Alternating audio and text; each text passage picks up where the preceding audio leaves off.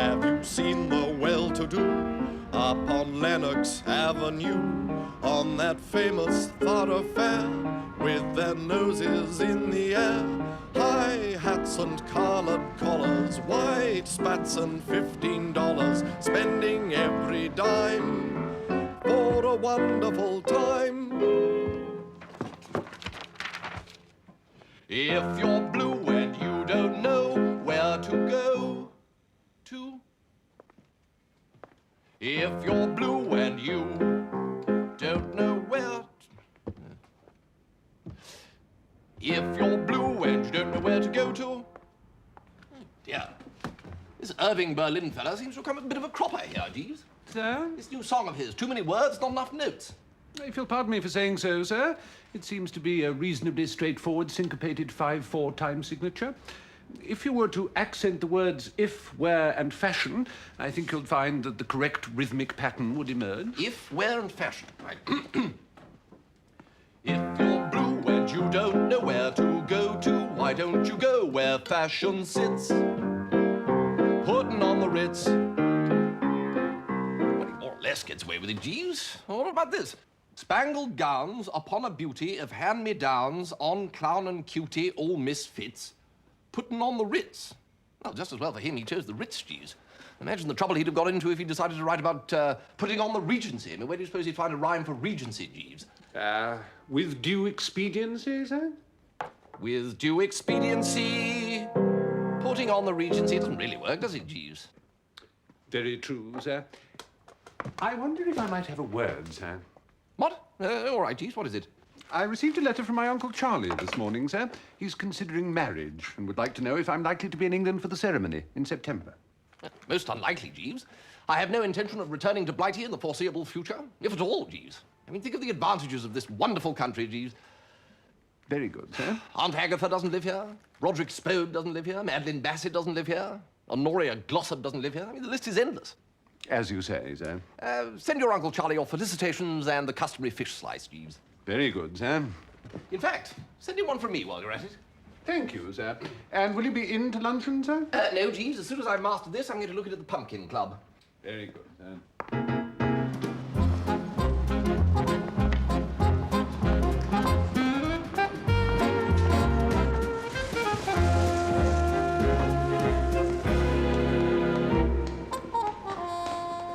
Bingo little as I live and breathe. Bertie Wooster, I didn't know you were in New York.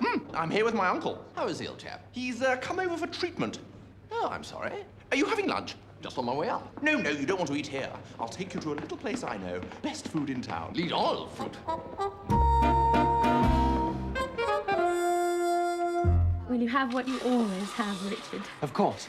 And my friend will have a hamburger and French fries. We'll both have coffee to drink. 1 cheese omelette with fries, 1 hamburger with fries, and 2 coffees. Strange that. English girl working here. What do you think, Bertie? Oh, bingo, you're not in love again. Well, of course I am. Wouldn't you be? No, I blasted well wouldn't. Why don't you take a day off once in a while? Tell me about your uncle. What about him? You said he was ill. No, not really. He's in the Glossop clinic. That's not my old chum, Sir Roderick Glossop, is it? The loony doctor? That's the chap. Only Uncle Mortimer's not loony. He just eats too much. His doctor told him he'd got to lose some weight and shoved him off to see this Glossop chap. When Glossop moved over here, Uncle Morty came with him. How long's he been in the clinic? In all, just over a year. Crikey, he must have lost a lot of weight. Not an ounce. Isn't she adorable, Bertie?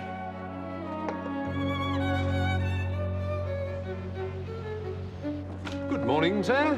A fine morning with some scattering of cirrocumulus and a light breeze from the southeast. You'll pardon me mentioning it, sir, but I discovered this article on our hat rack.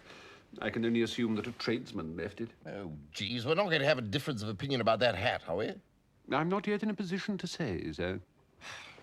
This is what is known among the fashionable elite as a 42nd Street skimmer, Jeeves. Gentlemen do not wear straw hats in the metropolis, sir. Jeeves, I am not going to discuss it any further. If you say so, sir. Mr. Little is here to see you, sir. Oh, Lord, we'll stand by for sharp squalls and gale-force winds from the direction of Art's diner, Jeeves. Sir? Mr. Little is in love again, for the 53rd time on this occasion, with a waitress from Art's Diner and Grill, where every sandwich is a work of art.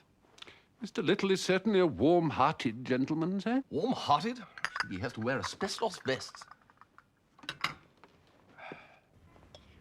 Bertie, I want you to do a bit of diplomatic business with my uncle.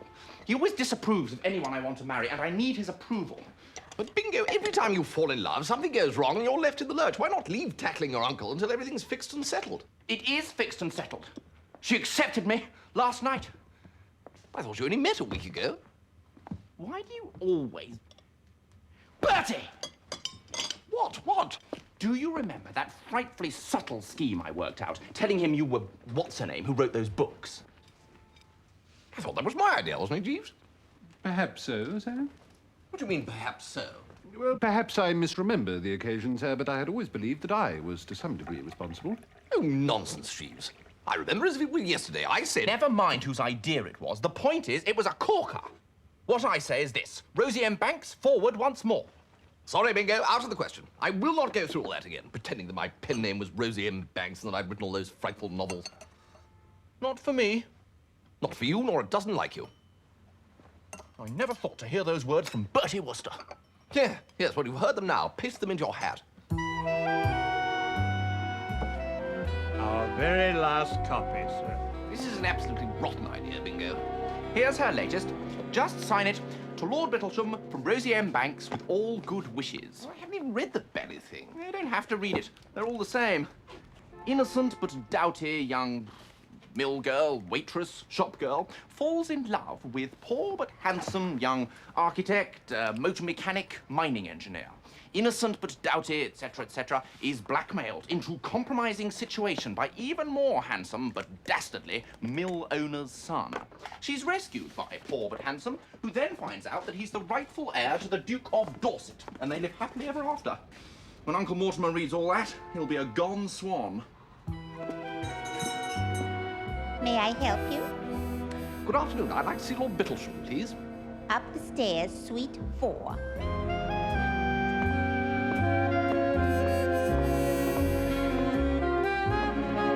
The intake must be constant and ensure you have a sweet course with each meal. At least 3 helpings at each sitting are essential. Yes? Oh, it's Bertie Wooster, isn't it? What ho, Sir Roderick? I'm here to see Lord Bittlesham. I didn't know you knew each other. Come in, come in. Bertie Wooster is here to see you, Mortimer. Good Lord, what a wonderful surprise. Well, heard you were laid up, you know. Why don't you stay and have lunch with us, Bertie, after you've finished here? Take the opportunity, Mr. Wooster, if you can. So Roderick has the most sublime chef. Oh, well, thanks. I'll see you later, Bertie. Mr. Wooster, I wish to congratulate you. I wish to thank you.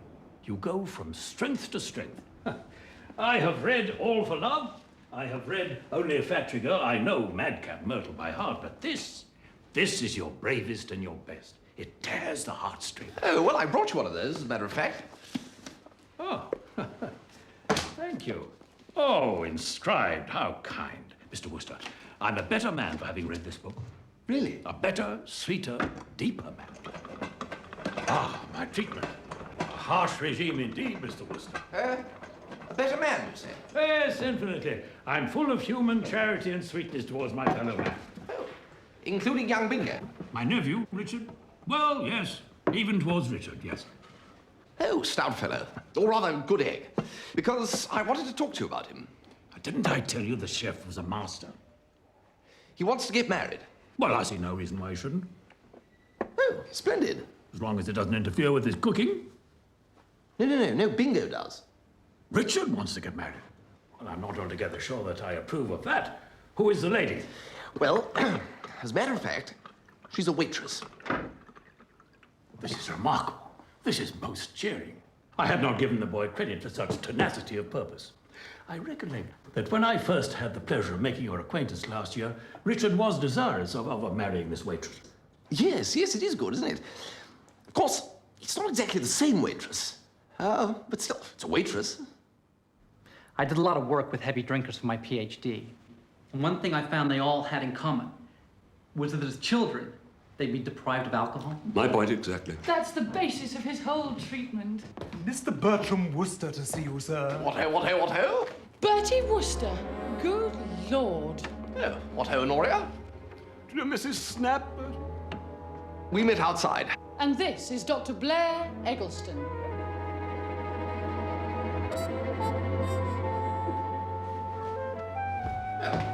How do you do? Bertie and I were engaged once, weren't we, Bertie? Well... Bertie's an absolute fool. Just let me slip through his fingers. Silly me. You ought to see something of each other again. Bertie can show you around New York. Oh, yes, I say. That would be super. Well... And how did you find Lord Bittlesham, Bertie? Well, to tell you the absolute truth, Sir Roderick, I couldn't quite work it out. I mean, I thought he was here to lose weight. But there he was, hoovering in the scoff like a team of dray horses after a hard day delivering beer. I mean, of course, I know nothing of medical matters. No, of course not. The Glossop method is based on the patient being given an excess of whatever it is he most desires, as it may be alcohol, or the companionship of the opposite sex, or as in Lord Bittlesham's case, food. The patient will eventually revolt at the sheer immoderation of it and voluntarily deny himself. Yeah, sort of get it out of his system. Precisely. Is it successful? It's theoretically impeccable, Bertie, and extremely popular.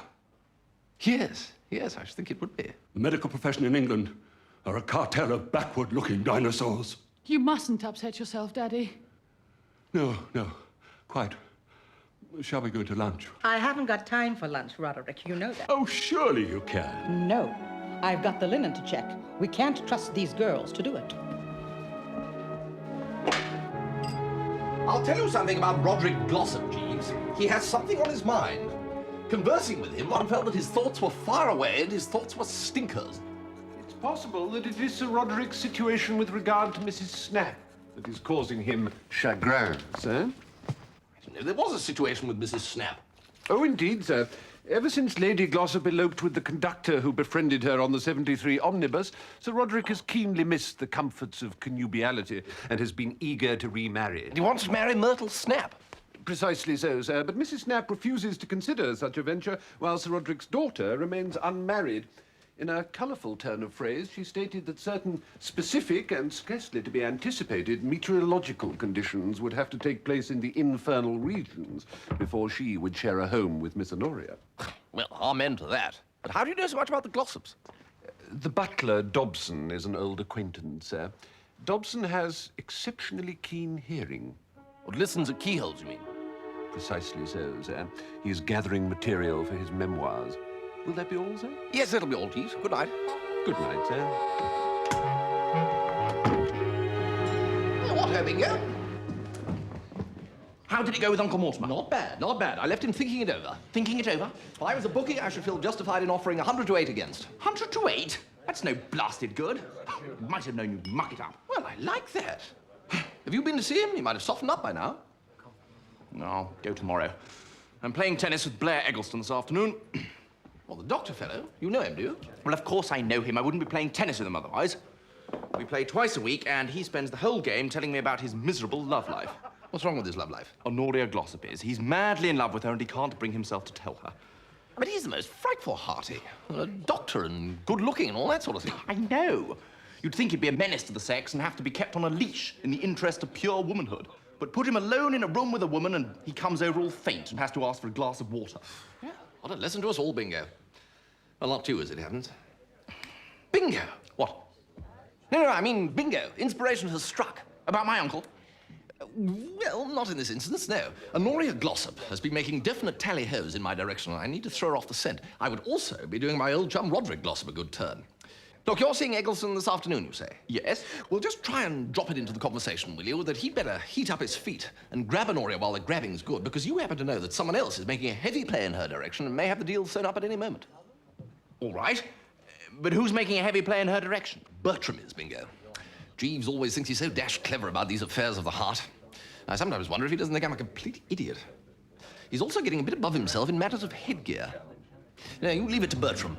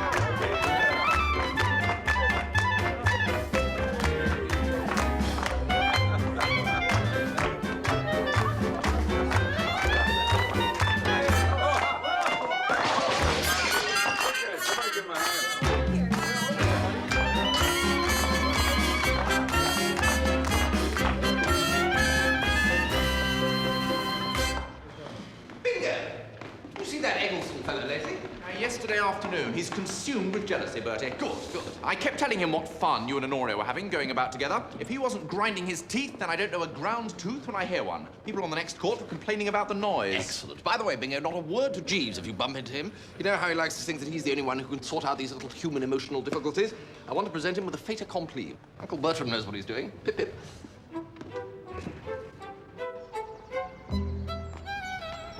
Bertie, I have something important to tell you. You on for tonight? Well, to tell you the truth, Bertie, Aha! Blair Eggleston.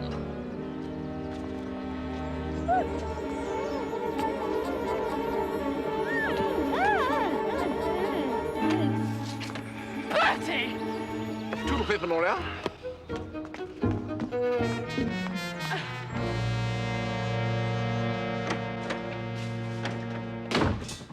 Jeeves?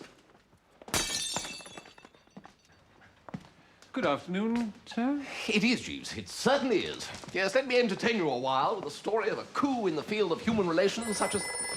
Oh, answer then, will you, Jeeves? I'm not at home to anybody. Very good, sir. Mr. Wooster's residence? No, Miss Glossop. I really couldn't say, Miss Glossop. No, miss. Very good, miss. Indeed, miss. Well, congratulations, Miss Glossop. I hope you will be very happy. Goodbye. Miss Glossop, Jeeves? Indeed it was, sir. A most mysterious telephone call. Tell me what she said, Jeeves, then I shall reveal all. She asked me to tell you, sir, that Dr. Eggleston proposed to her last evening. Last evening? And that she had accepted his proposal, but before she could tell you so, something, and she did not specify what it was, but said that you would know, sir, happened, and that Dr. Eggleston witnessed this occurrence and subsequently broke the engagement. Oh, no! However, she asked me to inform you, sir, that she will now marry you. What? She says that while you may not be the man of her dreams, she feels that your patient love should be rewarded. Oh, no. Oh, Jeeves. But we were interrupted, sir. There was something you wished to tell me?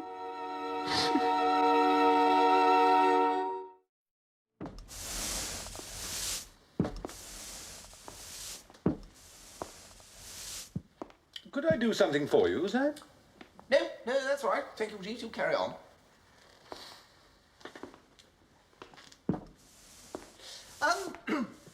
A problem has arisen in the life of a friend of mine, Jeeves, who shall be nameless, and I want, or rather, he wants, your advice. Certainly, sir. Well, now, I must begin by saying that this is one of those delicate problems where not only must my friend be nameless, but all the other personnel as well. Would you prefer it if we were to term the protagonists A and B, sir? Yes, or North and South. A and B is more customary, sir. Well, you know best, Jeeves. Very well. Now then, A is male and B female. You follow me so far? You have been lucidity itself, sir. Right. Well, owing to a, what's that something of circumstances you hear people talking about? Cats come into it, if I remember rightly. Would concatenation be the word for which you are groping, sir? That's it. Owing to a concatenation of circumstances, B has got it into her nut that A is in love with her, but he isn't. Now then, until recently, B was engaged to... Should we call him C, sir? Yes, well, Caesar is as good a name as any, I suppose. Yes, well, as I was saying, until recently, B was engaged to Caesar, and A hadn't got a care in the world. But now there's been a rift within the lute, the fixture's been scratched, and B is talking freely about teaming up with A. Now, what I want you to bend your brain around, Jeeves, is the problem of how Caesar can oil out of it. I think, sir, that you mean A. Do I? Wait a minute. Oh, yes, yes, that's right. Yes, how A can oil out of it. Now, I don't want you thinking that this is simple, Jeeves. You see, A is what is known as a preux chevalier, and this hampers him. I mean, if B comes to him and says, A, I am yours, he can't simply reply, oh, that's what you think. No, he has his code, you see, and his code rules that he must accept the situation. Although, frankly, Jeeves, he'd rather be dead in a ditch. Well, there you are. All the facts are before you. Anything stirring? Yes, sir. Well, good heavens, Jeeves. That certainly is the deluxe express service. Thank you, sir. Obviously, sir, B's matrimonial plans would be rendered null and void if A were to inform her that his affections were engaged elsewhere.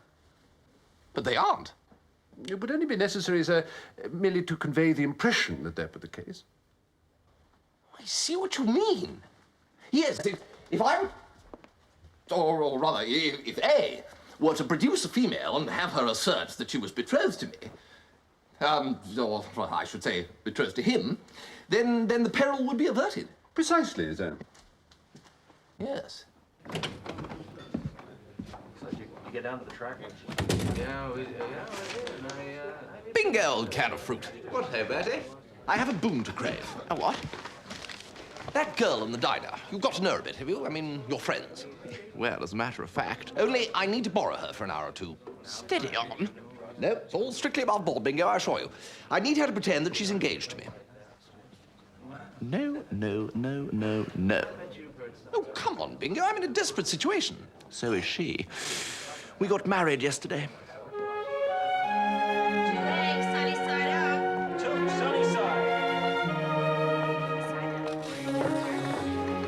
As a matter of fact, we were going to ask you a favour. We were going to ask you to break the news to Lord Bittlesham.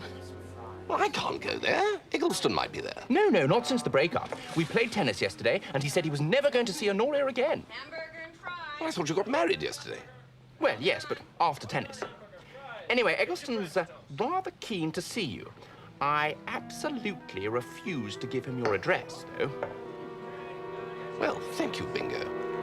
Of course, Richard doesn't know how long he'll be able to resist if Eggleston keeps asking.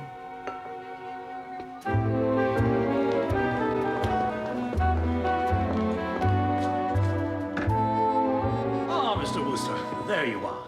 Now, tell me, what can I do for you? Well, the fact is that I'm here more or less in the capacity of a jolly old ambassador at the moment, representing young Bingo, you know. Bingo? Oh, I had hoped for a literary conversation. Well, the way I see it, young Bingo's predicament, that is that it's dashed difficult to prevail against a pure and all-consuming love. Yes, we discussed all that at our last meeting, Mr. Wooster. But there have been developments since.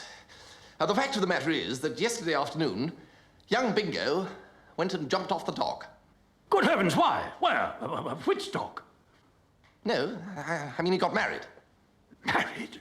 Hitched, absolutely. I hope you're not ratty about it, what? Young blood and so on, two loving hearts and all that. I'm greatly disturbed by your news, Mr. Wooster. I have been defiled. Yes, defiled. Yes, but who are you to pitch yourself against the decrees of fate? This love of theirs was fated since time began. Mr. Wooster, you are sagacious in life as you are in your books. Well, you know how it is. Well, Mr. Wooster, you have won me over. Bring the young people to see me. Who am I, as you say, to pit myself against the decrees of fate? Well, quite. Bertie, this is good news. Absolutely. Bingo's going to be thoroughly chuffed. Bingo. I was referring to your engagement to Honoria. Oh, rather. Might even make it a double wedding. Mrs. Snap has consented to be my wife. Well, congratulations and all that. Hello, boys. Having a good time? Dear boys, some of our drinkers, you know, showing great progress. Here's Honoria now. What ho, Bertie? What, Honoria? Just been to the dressmaker. A wedding dress party. Oh, right. Well, isn't that good? Lot of dashed nonsense, really. Still, got to get down to brass tacks about this, Bertie. Decide on a date. I'll come round for tea this afternoon and we'll get it settled. It was ghastly, Jeeves. Sent a shiver down my spine. She'd been buying a wedding dress. Very disturbing, sir. And it was the way she said it, just cold-bloodedly. Ladies are often almost willfully unaware of our rather more sensitive nature in these matters, sir. Well, exactly. I mean, there might have been children present. It seems unlikely, sir. Or people of a nervous disposition. And it wasn't just the dress, Jeeves. There was also wild talk about setting a date. You know how people say that your past life flashes in front of your eyes? Yes, sir. It's absolutely true. It happens. Yes, I found myself remembering the drones outing to Henley when Barmy got his foot caught in that cake stand. And the time when Tuppy Glossop ran out of money in the bar of the Ritz and had to raffle his trousers in order to buy another bottle of Bollinger. Happy days indeed, sir. A thought has occurred to me, sir, in reference to your need to find a young lady to pose as your fiancée. Yes, Jeeves? A theatrical agent, sir, might well be in a position to find a resting artiste who will be only too willing to take part in such an innocent deception for a moderate fee. Jeeves, that is brilliant. Why didn't I think of that? I couldn't say, sir.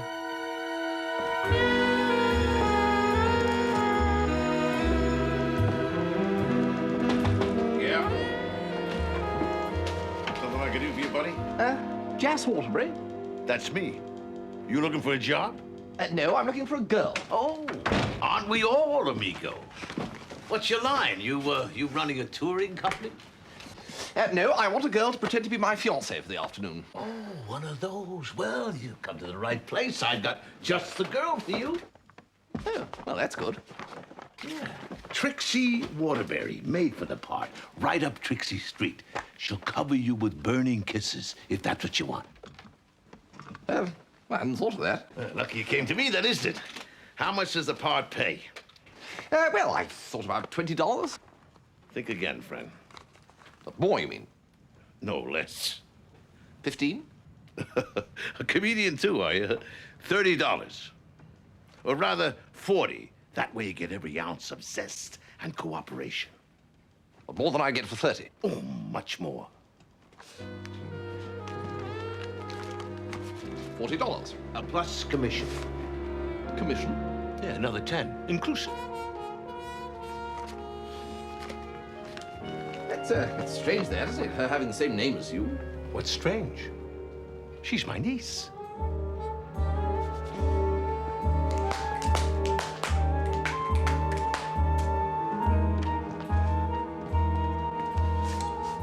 Will smoked salmon sandwiches and tea cakes be in order, sir? Doesn't matter, Jeeves.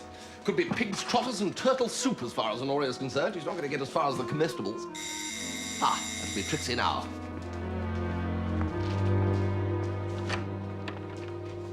Afternoon, Wooster. Well, here she is. This is Trixie. Pleased to meet you, I'm sure. You can call him Birdie. Wouldn't Sweetie Pie be better? You're right. You hear that, Wooster? When you buy a Waterbury, you buy talent.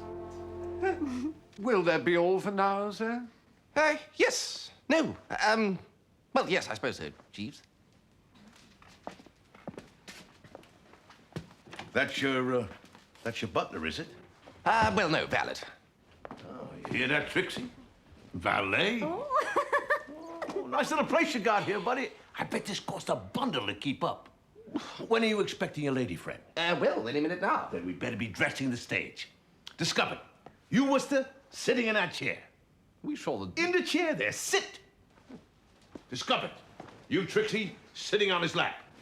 What? We're all working for the good of the show here. You want the scene to carry conviction? Well, then you need a sight gag. Oh, this is nice. This is it. Curtain going up. Passionate embrace, Trixie. Good luck, folks. I love you, Sweetie Pie. Do you love me, Sweetie Pie?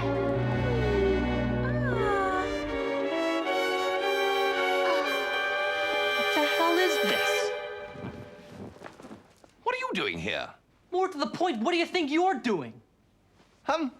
Well, Trixie, this is Dr. Eggleston. Eggleston, this is Miss Trixie Waterbury, my fiancée. Oh, hi. Your what? Fiancée, as in fiancée. You cur.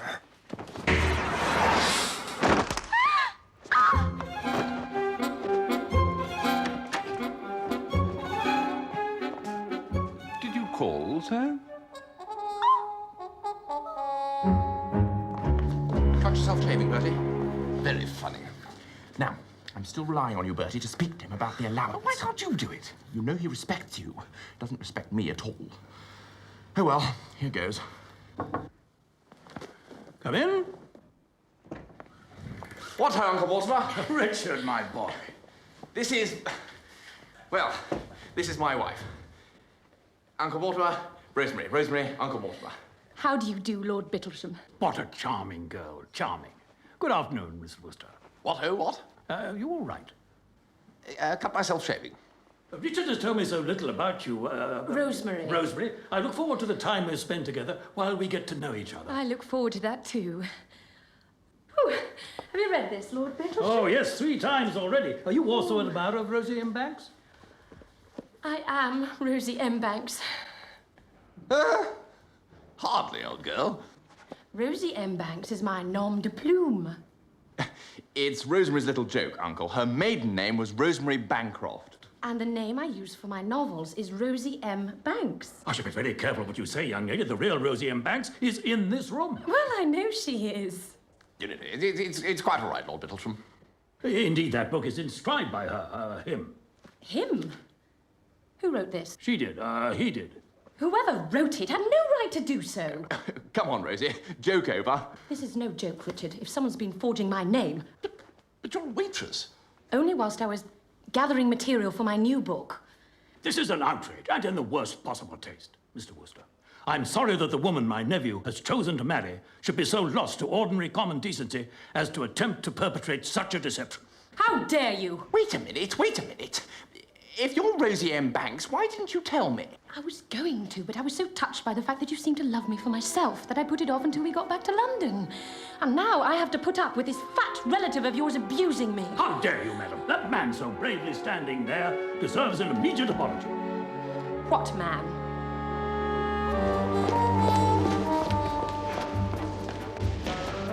This is all most interesting, Mr. Dobson. I thought you might find it so, Mr. Jeeves. Jeeves, a swift retirement to prepared positions is in order. I shall follow a few steps behind, if that is acceptable, sir. I should not like to be seen in association with that hat. Jeeves.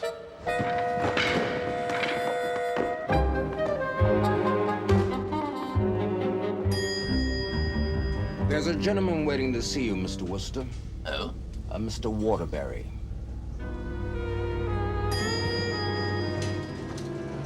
Bertie! Trix and me have been talking it over, and we both feel that a simple wedding would be best. No need for a lot of fuss and expense. And Niagara Falls for the honeymoon. She's always wanted to see Niagara Falls. Mr. Waterbury, I'm afraid I don't quite catch your drift. Do I gather that Trix is thinking of getting married? Now, wait a minute, Bertie. Didn't you introduce her to your gentleman friend as your fiancé? Well, that was just a ruse. A what? Well, surely you explained it to her that I wanted her to pretend that we were engaged. What did I do that for? $50. I don't remember any $50. All I remember is the love light in your eyes when you first saw her. I remember it as if it was only yesterday. Her snuggled up there in your lap, pouring forth words of love. You're talking through your hat, Jazz Waterbury. You've got your facts wrong. Wrong? I will trouble you to break it to Miss Waterbury that the wedding bells will not ring out. You don't want to marry Trixie? I wouldn't marry her with a 10-foot pole. Oh, God. This is really terrible. What am I going to say to that poor girl? You want to break the engagement after you've announced it in front of witnesses and all? Oh, the shame of it. But there wasn't any blasted engagement. Oh, I really hate these breach of promise cases. Hate them. As if mere money could ever make life anything but a dreary desert for her after losing you. But $15,000 may help. Now, look here, Mr. Waterbury. Or maybe 20 would be fairer. There's a despair and desolation to be taken into account. Despair and poppycock. You're a hard man, Bertie. I'll come and see you tomorrow and get your decision. And if you still don't feel like writing that check, I'll ask a pal of mine to do what he can to persuade you. He's an all-in wrestler by the name of Porky Chop. Well, he's retired now because he broke a fella's spine, but he's still in great shape. Oh, you should see him crack Brazil nuts with his fingers. Oh, he'll do anything for me. Good night, Mr. Wooster. Good night.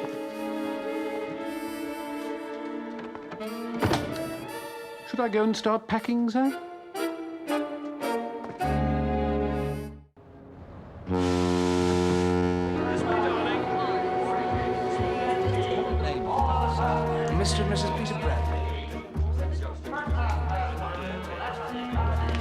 Anyone in pursuit, Jeeves? Not as far as I can see, sir.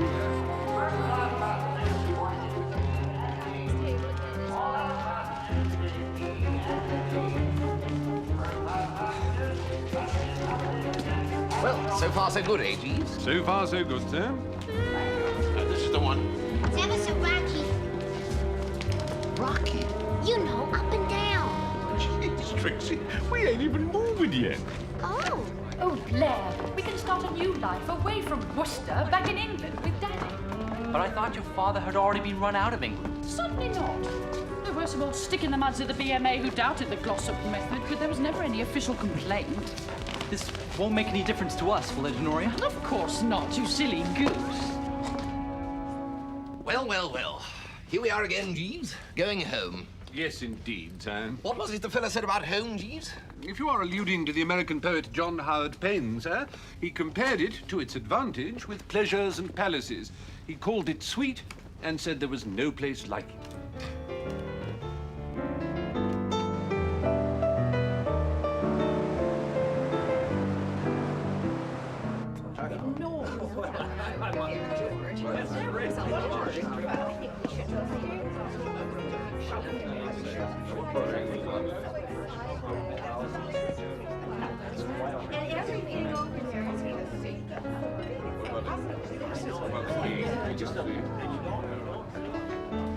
What are you drinking, Bertie?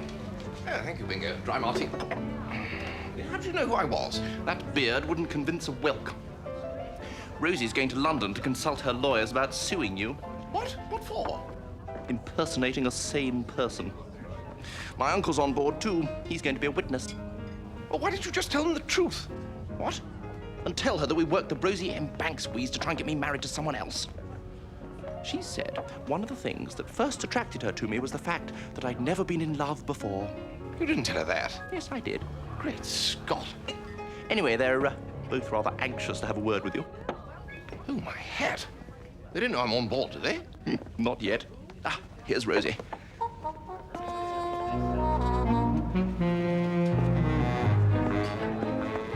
Rosie. Who's that strange man with beard? Oh, I don't know. Some foreigner. He had a very funny walk.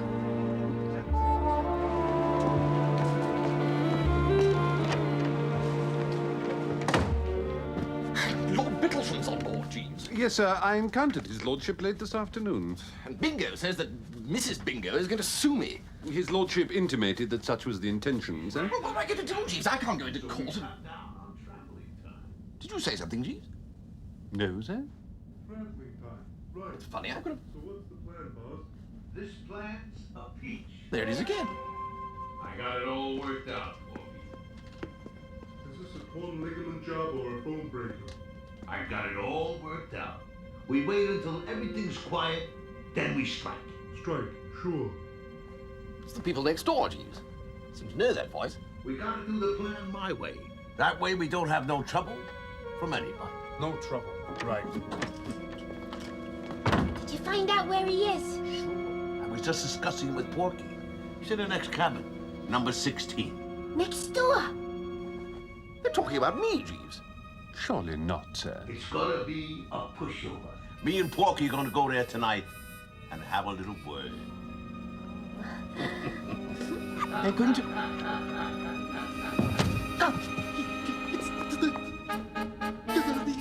Porky just loves his Drink this, sir. and he'd do anything for me. It's Waterbury. The theatrical agent, sir? Waterbury is talking to Porky Jupp. Waterbury and Porky Jupp are on the other side of that wall, talking about coming in here tonight and having a little word. Well, we know what that means. As far as I can gather from Waterbury, the only three words that Porky Jupp knows are biff, bash, and bludgeon. Well, I'm off. Where to, sir? If you think I'm going to stay here and have my skull cracked like a Brazil nut, you're very much mistaken. I'm going to sleep in a lifeboat.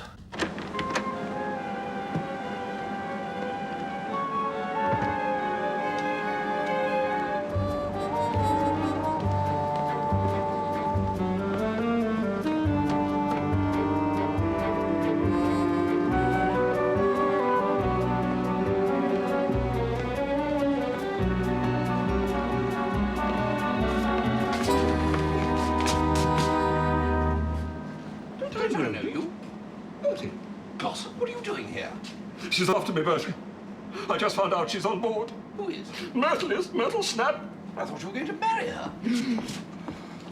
Come with me to my cabin, Bertie, and I'll explain.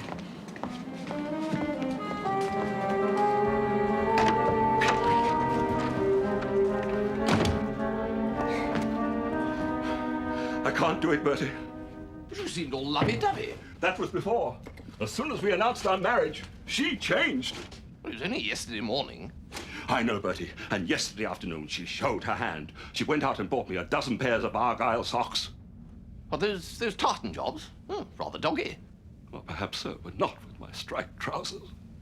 Huh. Well, couldn't you just not wear them? Well, I could have, Bertie. But Myrtle becomes so bitter and resentful. She also announced that in future, coffee will be served with dinner instead of wine. Oh, I say. I realized she'd become a tyrant, Bertie. I suddenly had a vision of our life together, stretching away across the years, with me prancing about in tartan socks with caffeine poisoning. Not a pretty picture. But she's followed me, Bertie. I saw her earlier going into cabin 27 on the corner. Roderick! What? No, I'm sorry, but I've had an idea. For reasons I'm not going to go into now, I too am being pursued. Why don't you and I swap cabins? Brilliant, Bertie.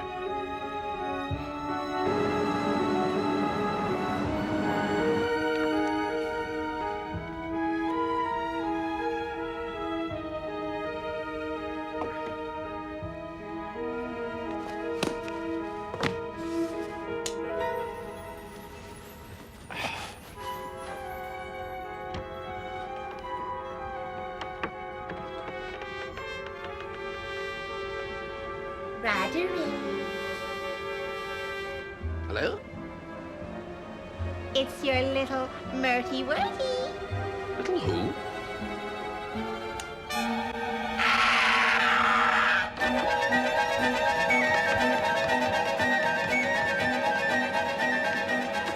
I think you'll find that you have all you require for the morning, sir. Yes, thank you, Jeeves. I'll bid you good night then, sir. Good night. Good night, sir.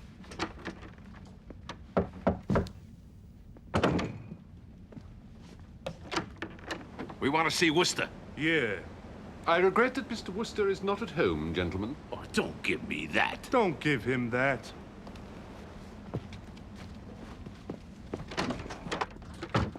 Who are you? Well, who the hell are you? Where's Wooster? Where's Wooster? I'm afraid I'm not at liberty to divulge that information. Oh, no? Porky? You ask him. You mean really ask him? Sure.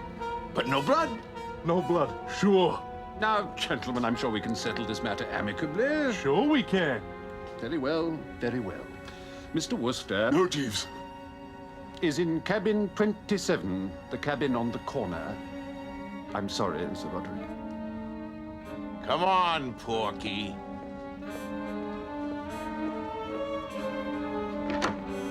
Desperate measures seem to be called for, sir.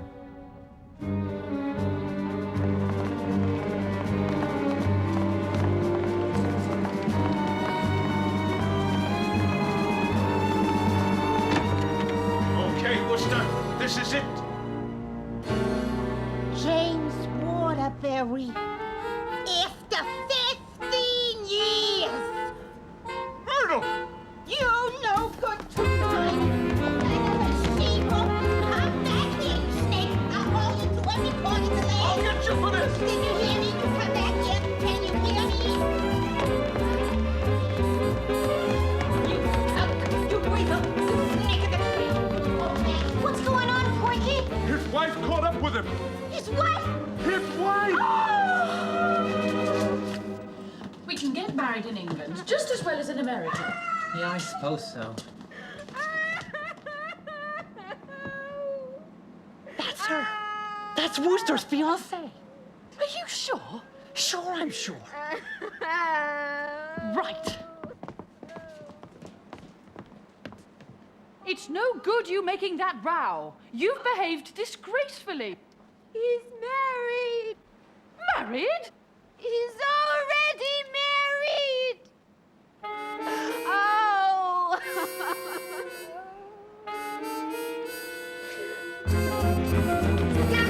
You won't get away from me again, Waterbury. You won't get away from me, Waterbury. wonders of marriage, eh, Jeeves? Quite so, sir. But how did you find out that he was still married to Myrtle Snap? From Mr. Dobson, the butler, sir. She had been searching for him for some considerable time since he ran off with Trixie. She was actually going to make me commit bigamy. And wear Argyle socks. Ah, Jeeves. Wooster! Ah, yes, Lord Bittlesham. I wanted a word, as a matter of fact. And I want much more than just a word with you, sir. There he is! I want a word with you. Yes, it was all a mix-up. You deliberately went out of your way to deceive me. No. You've brought my reputation into disrepute. Surely not. Bertie! I want a word with you, Bertie. A word? You're to make an honest woman of poor little Trixie. Oh, yes.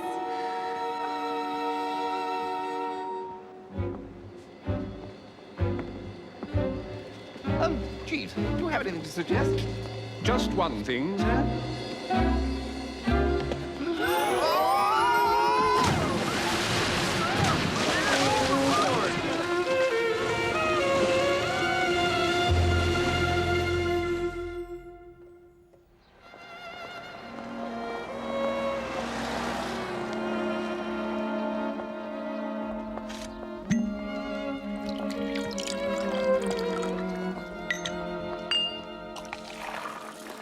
Easy on the soda, Jeeves. Very good, sir.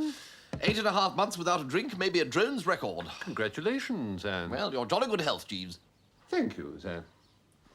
And well rowed. It's good of you to say so, sir. Though there was perhaps a little too much of it for my taste. Jeeves, this is not the time for recriminations. Very good, sir. My navigation was impeccable throughout. Very good, sir. I must say, coming across the Great Barrier Reef like that was a bit of a shock. Do you recall that long, narrow stretch of waterway that you insisted was the Serpentine, sir? Jeeves. It was, in fact, as I suggested at the time, sir, the Panama Canal. Jeeves, it was hardly my fault that the compass was of unconventional design. Again, pardon me for saying so, sir, but most compasses do point north. Jeeves, let's not start this tedious argument again. Very good, sir. Get the arrow pointing towards the sun, and then you read off the direction you want with the dial thing. That's what the letters are there for. If you say so, sir. Well, I think I should go and have a bath. Another one of those, Jeeves. Very good, sir. Ah, the old 42nd Street skimmer, Jeeves. Quite so, sir. Only it had a voice. What a tale it could tell. But you always get your way in the end, Jeeves. Give it to some deserving cause, will you? I shall do my best, sir. Will you be dining in tonight, sir? Yes, why not? But Jeeves? Sir? Not fish, I think. Very good, sir.